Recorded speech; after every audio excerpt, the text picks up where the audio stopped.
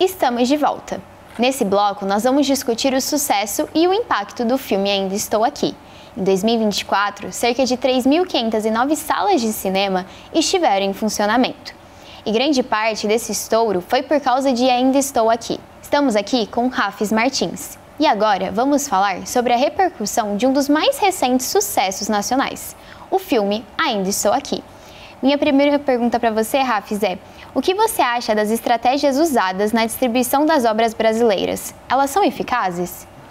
Eu acho que Ainda Estou Aqui, ele é um case de muito sucesso e que de fato é algo que a gente precisa estudar, olhar para ele, né?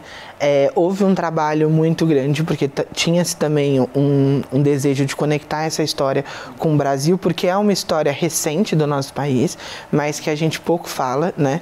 Eu sempre falo, quando eu converso sobre Ainda Estou Aqui, que o brasileiro ele já começa a esquecer do que aconteceu na pandemia, que é tipo 2 anos atrás.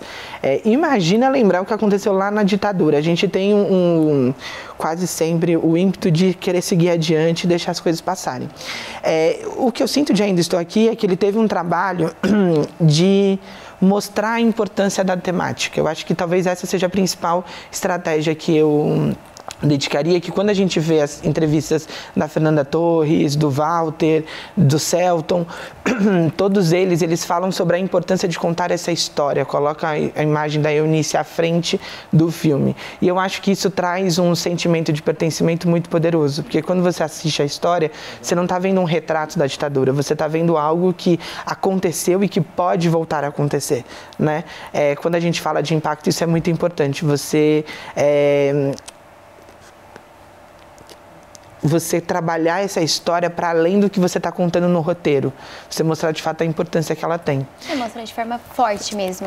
E aí quando a gente pensa em distribuição de impacto, por exemplo, o que você perguntou, eu não sinto que a distribuição hoje no Brasil ela é eficiente, né? A gente tem, na verdade, existe uma dificuldade muito grande de obras nacionais chegarem aos cinemas.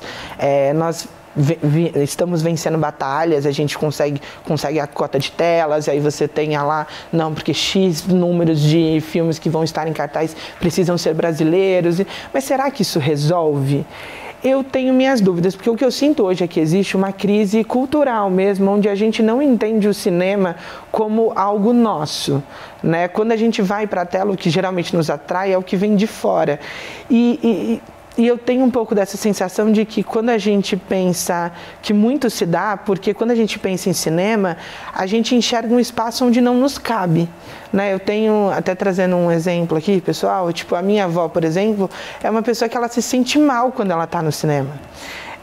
E aí eu acho que a distribuição de impacto ela vem muito nesse lugar, porque quando a gente leva o filme para esses territórios, quando a gente mostra que essas pessoas elas podem participar, que elas merecem estar diante daquela tela, que aquela história também é para elas, a gente começa a quebrar essa relação e, na verdade, reconstruir essa relação que foi deteriorada com o passar do tempo. Isso é muito importante, mas fato é que a distribuição de impacto para fazer isso precisa ser acionada antes mesmo do filme estar construído, né? Por que Ainda Estou Aqui é um grande caso de sucesso? Porque aquela história nasce, aquele filme nasce com o intuito de gerar esse movimento. E aí, a partir disso, se constrói toda uma produção que vai trabalhar a serviço disso, né? O que a gente vê muito hoje no cinema nacional é que a distribuição de impacto, ela chega depois do filme estar pronto, o roteiro está pronto, e aí você acaba tendo um produto que fala sobre temática X, mas que poderia ir muito mais a fundo e acaba não indo porque você chegou na etapa final. Então, quando a gente trabalha isso de maneira perene na produção, a gente tem resultados muito mais assertivos e mais poderosos também. Ainda no filme Ainda Estou Aqui, que trata sobre questões sociais profundas, como você, como diretor de impacto, percebeu que o filme vai além do entretenimento? Como que você acha que ele usa essa ferramenta de mobilização? Você falou, mas pode entrar um pouquinho mais a fundo? Claro. Eu acho que Ainda Estou Aqui, ele vai além do entretenimento, porque ele passa uma mensagem clara, né? O próprio nome já diz, Ainda Estou Aqui. Eu sinto que quando eu assisti o filme eu fiquei bastante emocionado e saí da sala chorando literalmente, porque eu fiquei com uma sensação de que O filme, para além da história da Eunice, para além das trivialidades da ditadura e da violência que ela causa, violência psíquica, violência física, violência moral, ele te traz uma realidade que é uma realidade que ainda está aqui, literalmente. Quando você assiste aquele filme, nada do que está acontecendo ali é algo que não pode acontecer nos dias de hoje. Então isso traz uma urgência para você. E quando você pega, e aí eu trazendo a distribuição de impacto do filme, né, para os espaços onde ele foi, a maneira como se criou essa atmosfera em torno dele, o trabalho nas mídias, enfim, e você pega toda essa equipe reforçando o poder da história, reforçando essa imagem da Eunice, ali você tem uma atmosfera de impacto. Ali você tem um diretor e uma atriz que está fazendo um filme pela causa e não pelo filme em si. E isso eu acho que é muito importante.